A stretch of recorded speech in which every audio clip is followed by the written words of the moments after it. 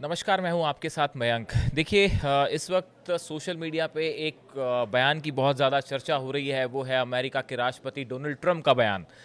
इसमें उन्होंने वो ये कहते दिखाई दे रहे हैं इस बयान में उन्होंने कहा है कि इज़राइल और ईरान के बीच युद्ध हुआ, उसमें ईरान ने इज़राइल को ज़बरदस्त नुकसान पहुंचाया। इज़राइल की मिसाइल इमारतें ध्वस्त हो गई हैं। इस तरह का बयान उन्होंने दिया और ख़ासकर आखिरी दिनों में युद्ध जो 12 दिन का था, उसके आखिरी दिनों में जो ईरान की बैलिस्टिक मिसाइल्स थी, उससे कई शहरों की इमारतें जो हैं, वो पूरी तरह से तबाह हो गई हैं। ऐसा कहते हम डोनाल्ड ट्रंप को देख रहे हैं उस बयान में, जो कि सोशल मीडिया में चर्चा का मुद्दा बना हुआ है। जिसके बाद बहुत सारे एक्सपर्ट ये कह रहे हैं कि डोनाल्ड ट्रंप ने एक प्रकार से ये उनका एक कबूलनामा हो गया। उन्होंने ये बात स्वीकार की है कि भाई ईरान की जो बैलिस्टिक मिसाइल्स हैं, इससे इजराइल को ज़बरदस्त नुकसान हुआ है और इजराइल पर बड़ा हमला हुआ है। ये देखिए, ये एक ऐसी बात है जो अक्सर हम देखते हैं कि इजराइल की तरफ से कभी ऐसा बात सामने नहीं आ पाती कि वहाँ पे कितना नुकसान हुआ है, तस्वीरें नहीं आती हैं। लेकिन इस बार जो है वो पूरी दुनिया ने देखी, तस्वीरें जो हैं इजराइल से बाहर आई, एक के बाद एक शहरों पर बैलिस्टिक मिसाइल गिरते रहीं। फतेहवन से, गदर मिसाइल से जिस तरह का नुकसान हुआ इजराइल को, सेजिल से, उसके बाद जो तस्वीरें सामने थी वो पूरी दुनिया ने देखी और अब आखिरकार डोनाल्ड ट्रंप ने भी जो है ये बात को माना है कि इजराइल की मिसाइलों से जो है वो इजराइल के शहरों में इमारतों को बहुत बड़ा नुकसान हुआ है और शायद इजराइल ने ऐसा पहले कभी नहीं देखा था। इसके साथ उनका एक बयान और भी बड़ा चर्चा का मुद्दा बनाया हुआ है। उन्होंने कहा है कि it was the United States of America that saved Israel and now it is going to be the United States of America that saves Bibi Netanyahu. देखिए, उन्होंने दो बात और कही। पहली बात वो ये कह रहे हैं कि it was United States of America that saved Israel. उनका ये कहना है कि इजराइल को अमेरिका ने बचाया, वरना इस इजराइल जो है मुश्किल में पड़ गया था। अब यहाँ पे देखिए, एक्सपर्ट्स जो एनालिसिस करते हैं बयानों का, इस बयान का क्या ये मतलब निकाला जा रहा है, कई एक्सपर्ट्स ये बता रहे हैं कि ट्रंप ये कह रहे हैं कि अगर अमेरिका बचाव के लिए नहीं ना आए बीच में, तो ईरान जो है वो इजराइल को तबाह कर देगा। ईरान जो है वो इजराइल पर बुरी तरह से भारी पड़ रहा था और इजराइल में एकदम तबाही मचनी शुरू हो गई थी। वो तो अमेरिका उसके साथ खड़ा हुआ था, इसलिए इजराइल जो है वो मुकाबला कर पाया ईरान का। तो एक प्रकार से देखें तो ट्रंप ये कह रहे हैं कि भाई बिना अमेरिकी समर्थन के जो है, सपोर्ट के, इजराइल जो है वो ईरान के सामने टिक नहीं पाएगा। इस तरह की एनालिसिस कुछ एक्सपर्ट इसका कर रहे हैं। दूसरी एक बड़ी बात वो ये कह रहे हैं कि अब अमेरिका जो है वही नेतन्याहू को भी बचाएगा। ये कैसे बचाएगा उसकी चर्चा मैं करता हूं, लेकिन पहले ये जो बात हमले वाली है, देखिए जो अल उदैद एयर बेस है जिसपे ईरान ने मिसाइल्स दागी थी, बताया जा रहा है कि 14 मिसाइल्स दागी गई, जिसके जवाब में पहले ये कहा गया कि भाई मिसाइल्स जो हैं अल उदैद एयरबेस पर नहीं गिरी हैं, कोई नुकसान नहीं हुआ और मिसाइल्स को हवा में कतर ने जो है वो डिस्ट्रॉय कर दिया। इस तरह की बात ट्रंप की तरफ से भी सामने आई थी। लेकिन बाद में जो कुछ खबरें आई, उसमें ऐसा भी दावा किया गया कि जो मिसाइल्स फायर की थी ईरान ने अल उदैद एयरबेस पर, अमेरिकी एयरबेस पे, उसमें से 3 मिसाइल्स ऐसी थी जिसने सीधा हिट किया है अल उदैद एयरबेस को। ऐसे दावे किए जा रहे हैं। इसकी पुख्ता जानकारी, देखिए ऐसी बातों की कभी कोई पुख्ता जानकारी नहीं आती है बाहर, लेकिन ऐसे दावे किए गए हैं कि 3 मिसाइल्स जो हैं उन्होंने अल उदैद एयरबेस को हिट किया और वहाँ पे बड़ा एयरबेस को काफ़ी नुकसान भी हुआ। इस तरह की बातें भी आई सामने। देखिए, कुल मिला के बात यह है कि ईरान ने इजराइल को इस 12 दिन की जंग में ज़बरदस्त नुकसान पहुंचाया है, इसमें अब किसी को कोई डाउट नहीं है।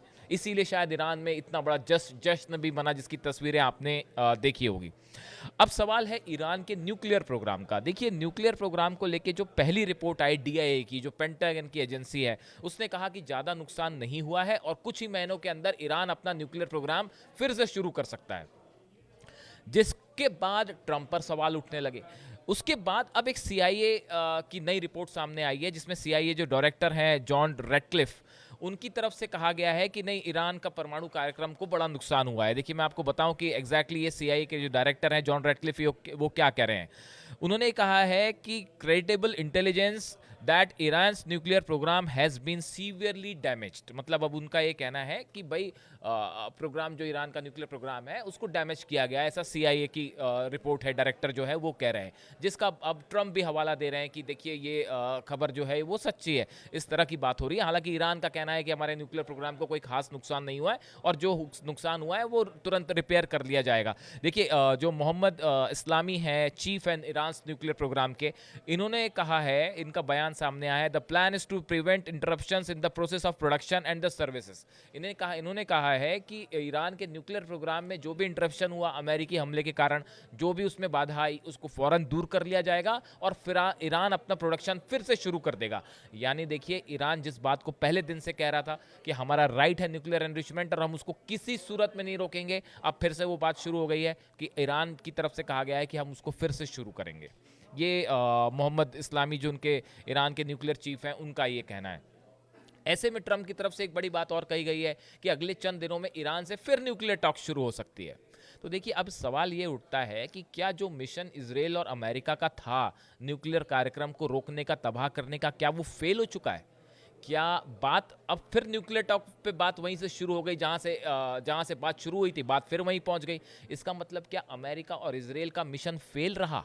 क्या ईरान ने दोनों कंट्रीज को एक साथ झुकाने में कामयाबी हासिल कर ली, अपना प्रोग्राम भी बचा लिया और अगर नुकसान हुआ भी है तो फिर शुरू करने के लिए वो तैयार है? यानी वो ना अमेरिका के सामने झुक रहा है, ना इजराइल के सामने ईरान झुका है, जैसा कि पहले ही सुप्रीम लीडर की तरफ से कहा गया था, खामेनी साहब की तरफ से, कि हम किसी के सामने नहीं, ईरान किसी के सामने नहीं झुकता। अब सवाल यह है, इस बीच में एक बड़ा सवाल यह है कि ईरान का 400 किलो एनरिच्ड यूरेनियम आखिर है कहां? अब सीआईए उसको खोजने में जुटा हुआ है, मोसाद उसे खोजने में जुटा हुआ है, इंटेलिजेंस एजेंसीज काम कर रही है पता लगाने में कि आखिर वो 400 किलो यूरेनियम गया तो कहां गया। ना अमेरिका को पता चल पाया, ना इजराइल को पता चल पाया। ईरान का कहना है कि यूरेनियम पूरी तरह से सुरक्षित है, लेकिन कहां है ये कोई नहीं जानता। अगर ईरान के पास ये यूरेनियम सुरक्षित है तो ईरान को ज़्यादा वक्त नहीं लगेगा अपने कार्यक्रम को फिर से रिस्टोर करके आगे बढ़ाने में, जो कि अमेरिका के लिए और इजराइल के लिए बड़ी चिंता की बात हो जाएगी। अब देखिए, हम फिर से आते हैं ट्रंप पे। ट्रंप आखिर ये ऐसा क्यों कह रहे हैं कि अमेरिका है ये अब जो है नेतन्याहू को बचाएगा, मैं नेतन्याहू को बचाऊंगा। देखिए, नेतन्याहू के खिलाफ 3 केसेस चल रहे हैं भ्रष्टाचार के।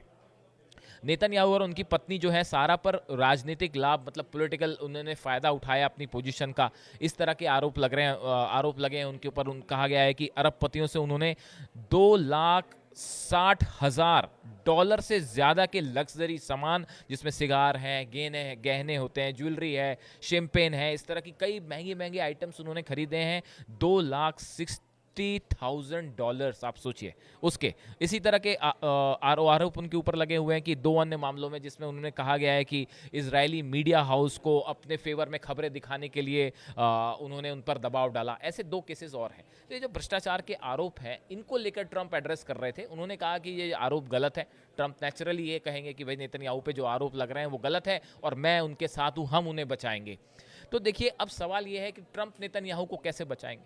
एक तरफ तो ट्रंप ये भी कह रहे हैं, ट्रंप के बयानों को अगर आप समझे, एक तरफ वो ये भी कह रहे हैं कि इजराइल, हमारे बिना इजराइल जो है जंग हार जाता, इजराइल को बड़ा नुकसान हुआ है। अभी आपने 2 दिन पहले उनका बयान सुना था कि उन्होंने इजराइल के लिए एफ वर्ड का यूज़ किया। क्या मतलब होता है वो आप खुद ही समझ सकते हैं। तो ये एक तरह से बड़ा ह्यूमिलिएशन भी है नेतन्याहू के लिए। जो ट्रंप के बयान आए हैं, वो अमेरिका की तरफ से जो बयान आए, वो उनका समर्थन कर रहे हैं, वो उनको ब्रेव मैन भी कह रहे हैं कि भाई युद्ध के समय वो अकेले डटे रहे, खड़े रहे। लेकिन साथ ही वो ये भी बता दे रहे हैं कि ईरान के सामने जो है इजराइल कहीं नहीं टिक पाया, बड़ा मुश्किल हुआ, तबाही मची। तो इन हालात में अब बड़ा सवाल फिर से घूम फिर के आगे रुक गया है कि अब ईरान का अगला कदम क्या होगा। क्या ईरान अपने परमाणु कार्यक्रम को आगे बढ़ाएगा? क्या ये 8 दिनों के अंदर कहा जा रहा है कि फिर से न्यूक्लियर टॉक शुरू होगी? तो न्यूक्लियर टॉक शुरू होगी तो वो वहीं आके खड़ी हो गई फिर से कि भाई न्यूक्लियर एनरिचमेंट ईरान कह रहा है हम कंटिन्यू करेंगे, अमेरिका कह रहा है कि आप आगे मत बढ़ाइए, तो फिर न्यूक्लियर टॉक्स की क्या ज़रूरत है? अगर आपने ईरान का न्यूक्लियर कार्यक्रम तबाह कर दिया, प्रोग्राम तबाह कर दिया, तो फिर अब टॉक्स की ज़रूरत क्यों है? ये बड़े सवाल हैं जिन्हें एक्सपर्ट से मान के चल रहे हैं कि ईरान के साथ अमेरिका के रिलेशंस अब आगे कैसे होंगे, उसमें इजराइल की क्या भूमिका होगी, इजराइल की तरफ से क्या दबाव होगा, यूरोपियन कंट्रीज इस बारे में क्या सोचती हैं, और सबसे बड़ी बात रूस और चाइना, इनका अब क्या रुख होता है इस पूरे मैटर को लेके। क्योंकि देखिए, एक बात तो तय है, ईरान अब अमेरिका पे विश्वास नहीं करेगा। जिस तरह से हमले हुए हैं, पहले तो चलिए फिर भी टॉक्स हो रही थी, थोड़ी बहुत विश्वास की बात थी, लेकिन अब जिस तरह से अमेरिका ने हमले किए हैं, तो ईरान अब अमेरिका पे कतई विश्वास करके नहीं चलेगा। इन हालात में ये भी कहा जा रहा है कि हो सकता है ईरान जल्दी ही न्यूक्लियर टेस्ट करने की दिशा में आगे बढ़ जाए, और आप देखें कि ईरान ने न्यूक्लियर टेस्ट कर लिया है। क्योंकि ये एक बड़ा डिटरेंट होता है, आपके पास न्यूक्लियर बम आ जाएगा तो वो एक डिटरेंट होगा। ना अमेरिका फिर रिजीम चेंज करने की कोशिश करेगा और ना ही हमले संभव हो पाएंगे। ऐसे हालात में अब इस पूरे मामले में क्या डेवलपमेंट होता है, ये हम आप तक लाते रहेंगे। Thank you so much.